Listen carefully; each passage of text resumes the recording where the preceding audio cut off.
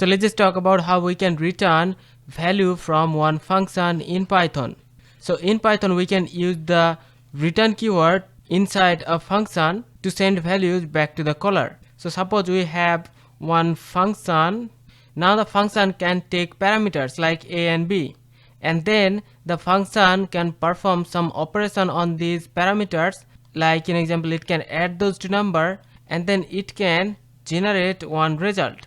Now the function can directly print the result right here, and also here we can use the return keyword and we can return the result. So this returned result will be sent back. So suppose we are calling our function and we are passing two parameters. Now the returned value will be received right here in the function, and then we can directly print our result, or we can store our result in a variable.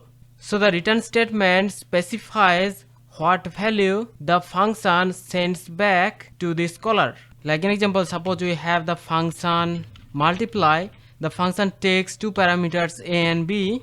Now here inside the function we are going to multiply these two numbers and this will produce the result. Now we can print the result right here directly, or if we wanted to use that result somewhere else, then we should return the result. So the result will be returned to the caller. So if we call this and pass the numbers 2 and 3, so this result will be returned right here in the caller, and then we can directly print here. So you can see here we have the result 6, or else we can store the result in a variable.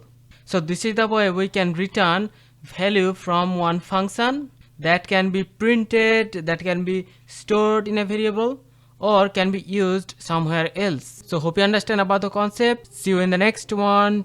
Take care.